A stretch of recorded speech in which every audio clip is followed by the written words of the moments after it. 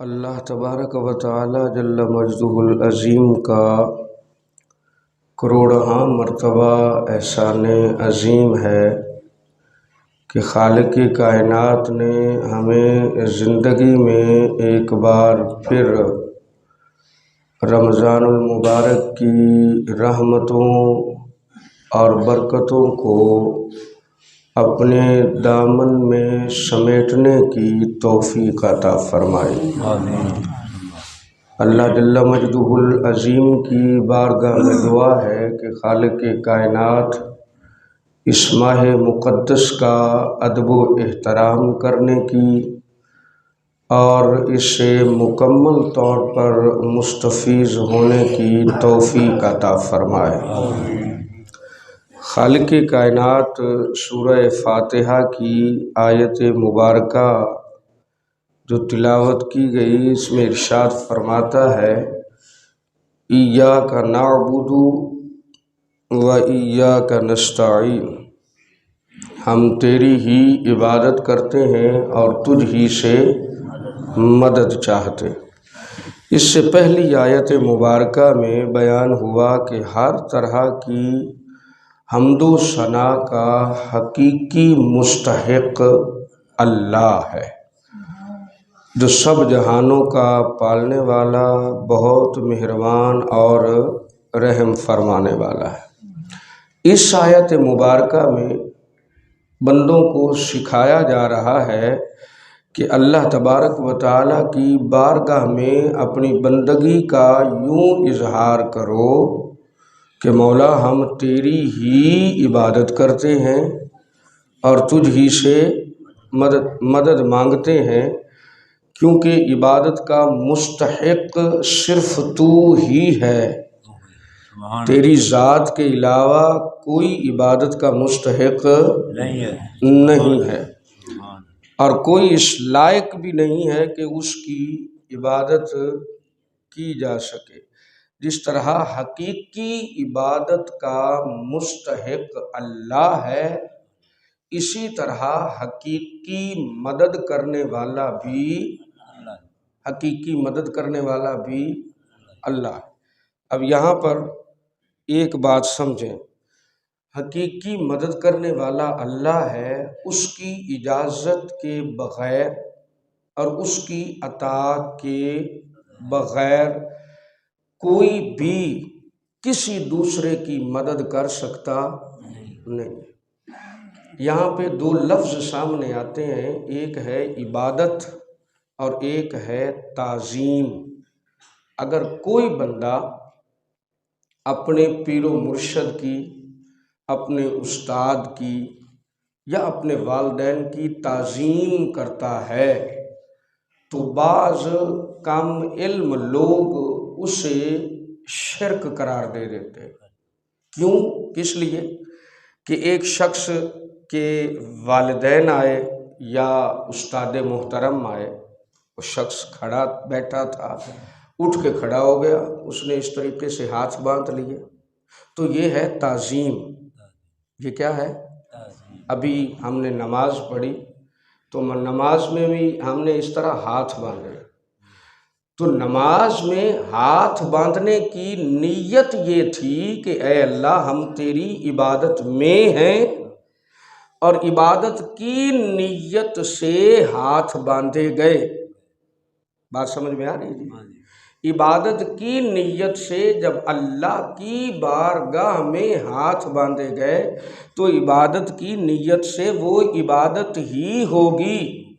لیکن جب یہی ہاتھ جس طرح نماز میں باندھے جاتے ہیں، یہی ہاتھ اپنے والدین کے ادب و احترام کے لیے، اپنے استاد کے ادب و احترام کے لیے باندھے جائیں تو وہاں پہ نیت عبادت کی نہیں ہوتی، وہاں پہ عبادت کی نیت نہیں ہوتی بلکہ تعظیم کی نیت ہوتی ہے۔ تو اس طریقے سے والدین کے لیے، استاد محترم کے لیے، پیر و مرشد کے لیے ہاتھ باندھنا وہ تعظیم ہے، عبادت نہیں ہے۔ اس کے بعد اللہ تعالیٰ فرماتا ہے وَإِيَّاكَ نَسْتَعِينُ، اور تجھ ہی سے مدد مانگتے ہیں۔ انبیاء کا، اولیاء کا لوگوں کی مدد کرنا اللہ کے حکم اور اس کی عطا سے ہے۔ کوئی بھی نبی، کوئی بھی رسول، کوئی بھی پیغمبر، کوئی بھی ولی حقیقی طور پر بذات خود کسی کی کوئی مدد کر سکتا نہیں۔ وہ عطائی طور پر مدد کرتے ہیں، حقیقی طور پر مدد کرنے والا کون ہے؟ اللہ ہے۔ اور ویسے بھی کوئی بھی مسلمان یہ عقیدہ نہیں رکھتا کہ انبیاء، اولیاء حقیقی طور پر بذات خود مدد کرتے ہیں، بلکہ مومنین کا یہ عقیدہ ہے کہ حقیقی طور پر مدد کرنے والا اللہ ہے، اور اللہ کی عطا اور اس کی توفیقات سے انبیاء، اولیاء اللہ تک پہنچنے کا وسیلہ، واسطہ اور ذریعہ ہے۔ اب دیکھیں نا، رب تعالیٰ تک پہنچنے کے لیے وسیلے کی ضرورت ہمیں ہے، رب کو کوئی ضرورت نہیں ہے، اللہ ان چیزوں سے پاک ہے۔ وسیلے کی اللہ تک پہنچنے کے لیے ضرورت آپ کو ہے، مجھے ہے، اور ہماری ضرورت کو مد نظر رکھتے ہوئے ہی اللہ نے کم و بیش 1,24,000 انبیاء و مرسلین کو مبعوث فرمایا۔ وہ کس کی ہدایت کے لیے، کس کی رہنمائی کے لیے؟ آپ کے لیے اور میرے لیے، انسانوں کی ہدایت اور رہنمائی کے لیے نبیوں کو بھیجا ہے، ورنہ اس کو کوئی ضرورت نہیں تھی۔ وہ نبیوں کا محتاج، وہ رسولوں کا بھی محتاج نہیں ہے، ہاں جی، وہ بے نیاز ہے، اللہ الصمد کی شان والا ہے۔ یہ جو اس نے نبی اور رسول بھیجے ہیں، اور ہمارے بر صغیر میں جو دین اولیاء کے ذریعے پہنچا ہے، یہ اس نے بھیجے ہی اس لیے ہیں کہ میرے محبوب بندے کے محبوب امتیوں کو ان کی ضرورت ہے۔ بات سمجھ میں آ گئی؟ ہاں جی، تو ہمیں ضرورت تھی انبیاء کی، مرسلین کی، اولیاء کی۔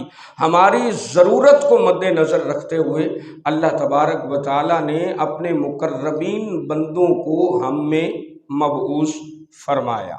اور دیکھیں اس سے قرآن مقدس کی کچھ آیات بھی ہیں، اس بات پر دلالت کرتی ہیں کہ حقیقی مدد کرنے والا اللہ ہے، اور اللہ جب ڈیوٹی لگا دیتا ہے کسی کی کہ تم میرے بندوں کی مدد کرو، تو وہ بندوں کی مدد کرنا بھی اللہ تعالیٰ اپنی طرف منسوب کرتا ہے۔ مثال کے طور پہ غزوہ بدر کے معاملات کو دیکھ لیں، اللہ ارشاد فرماتا ہے وَلَقَدْ نَصَرَكُمُ اللَّهُ بِبَدْرٍ وَأَنْتُمْ أَذِلَّةٌ، اور ہم نے تمہاری بدر میں مدد کی اس حالت میں کہ تم بے سر و سامان تھے، یعنی تمہارے پاس کچھ نہیں تھا، جنگ کا سامان اتنا نہیں تھا، ہم نے تمہاری مدد کی۔ وَلَقَدْ نَصَرَكُمُ اللَّهُ، تحقیق اللہ نے تمہاری مدد کی۔ اب اللہ نے کیسے مدد کی کہ جبریل علیہ السلام فرشتوں کے جرمٹ میں فرشتوں کی فوج لے کے غزوہ بدر میں نازل ہو رہے ہیں، غزوہ بدر میں اتر رہے ہیں۔ مدد کرنے والے کون ہیں؟ فرشتے۔ مدد غزوہ بدر میں کون کر رہے ہیں مسلمانوں کی؟ فرشتے۔ جبریل آئے ہیں، فرشتوں کی جماعت آئی ہے، فرشتوں کی فوج آئی ہے، لیکن رب تعالیٰ کیا فرما رہا ہے؟ وَلَقَدْ نَصَرَكُمُ اللَّهُ، ہم نے مدد کی تمہاری۔ تو فرشتے اللہ تو نہیں ہے نا؟ بات سمجھ میں آ گئی؟ فرشتے اللہ نہیں ہیں، غیر اللہ ہیں، لیکن ان کے ذریعے سے اللہ مسلمانوں کی مدد فرما رہا ہے، اور ان کی مدد کرنے کو اللہ اپنی طرف منسوب کر رہا ہے کہ میں نے مدد کی ہے۔ اس کا حقیقی مفہوم مدد کرنے کا یہ ہے کہ حقیقی طور پر مدد کرنے والا اللہ ہے، اور اللہ اپنی عطا سے اپنے بندوں کو مدد کرنے کی طاقت اور اختیار عطا فرما دیتا ہے۔ اگر کوئی بندہ کسی بندے کی مدد کر دے تو اس سے شرک لازم۔ حضور صلی اللہ تعالیٰ علیہ وآلہ وسلم نے بخاری شریف میں روایت ہے، آقا علیہ السلام کے پاس تھوڑا سا کھانا پیش کیا گیا، سرکار نے اس پر نگاہ رحمت ڈالی، وہ تھوڑا سا کھانا پورے لشکر کو پورا آ گیا۔ ہاں جی، آقا علیہ الصلوۃ والسلام کی بارگاہ میں ایک پیالہ دودھ کا پیش کیا گیا۔ صحابہ سارے بھوکے تھے، پیاسے تھے۔ ایک صحابی کو آقا علیہ السلام نے بلایا، قریب آؤ۔ وہ قریب آئے، وہ اب دل میں سوچ رہے ہیں، وہ کہہ رہے ہیں میں بہت پیاس مجھے لگی ہے، مجھے بہت بھوک لگی ہے، آج سرکار مجھے عنایت فرما دیں گے؟ تو سرکار نے دودھ کا پیالہ مجھے دے کے فرمایا یہ سبھی کو پلاؤ۔ اب میں تو خود سوچ رہا تھا کہ مجھے بھوک لگی ہو، اب میں وہاں سے شروع ہو گیا اور سارے صحابہ کو تھوڑا تھوڑا پلاتا گیا، جتنا جتنا جس نے پینا تھا وہ سبھی نے پیا۔ آخر میں سرکار نے فرمایا بیٹھ جاؤ، اب خود بھی پی لو۔ اور وہ کیا تھا؟ پیالہ تھا، کتنے صحابہ پی لیتے، سبھی نے پی لیا۔ اس کے بعد وہ کہتے ہیں میں بھی رج کے پیتا۔ آقا علیہ السلام کی بارگاہ میں ہاں جی لعاب دہن سے آقا علیہ السلام کے بہت سارے لوگوں کو شفا ہوئی۔ حضور صلی اللہ علیہ وسلم کی انگلیوں سے جو پانی کے چشمے جاری ہوئے نا، وہ صحابہ کرام فرماتے ہیں کہ 1400 صحابہ نے اس پانی کو استعمال کیا۔ کتنے صحابہ نے؟ 1400 صحابہ۔ اب نبی اللہ نہیں ہے، نبی غیر اللہ ہے، غیر اللہ ہو کر غیر اللہ کی مدد کر رہا ہے۔ نبی بھی غیر اللہ، صحابہ بھی غیر اللہ، اور نبی سے بڑا توحید پرست کائنات میں کوئی نہیں آیا۔ ہاں، مصطفیٰ سے بڑا توحید پرست پوری دنیا میں نہ کوئی آیا ہے، نہ کوئی آئے گا۔ اے مولوی بیچارے تو بہت پیشان ہیں، یہ تو میں مصطفیٰ کی بات کر رہا ہوں، نبی کی بات کر رہا ہوں۔ اگر کسی کی مدد کرنا شرک ہوتا تو مصطفیٰ منع فرما دیتے، یہ شرک ہے، ہمارے پاس پانی نہیں ہے، ہم اللہ سے مدد مانگتے، یا اللہ پانی بھیج۔ مسئلہ سمجھ میں آ رہا ہے کہ نہیں آ رہا؟ ہاں جی، ہم اللہ سے یا صحرا میں رب سے مدد مانگتے، یا اللہ یہ کھانا تھوڑا سا ہے، اس میں تو برکت ڈال۔ ہاں جی، لیکن مصطفیٰ کریم آقا علیہ السلام انگلیاں رکھتے ہیں تو انگلیوں سے پانی کے چشمے جاری ہو جاتے ہیں۔ کھانا دیکھتے ہیں تو حضرت سیدنا جابر کو فرماتے ہیں میرے آنے سے پہلے ہنڈیا سے کپڑا نہ ہٹانا۔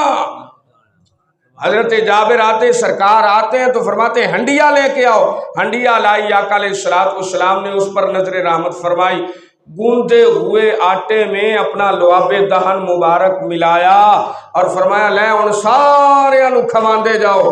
حضرت جابر آندے نے صرف مصطفیٰ دی دعوت پکائی سی، 70 تو زیادہ صحابہ آ گئے تو سارے انو روٹی سالن پورا آ گیا۔ تو یہ بات ہے، حقیقی طور پر مدد کرنے والا اللہ ہے، اور اللہ تبارک و تعالیٰ کی توفیقات اور اس کی عطا سے اس کے بندے بھی مدد کرتے ہیں، اور یہ جو بندے اللہ کے بندوں کی مدد کرتے ہیں تو یہ مدد اللہ کی ہی ہوتی ہے۔ اللہ تبارک و تعالیٰ اس مدد کو اپنی طرف منسوب فرماتا ہے، اس سے شرک لازم نہیں ہوتا، اس سے گناہ لازم نہیں ہوتا، اس سے توحید میں کوئی فرق نہیں آتا۔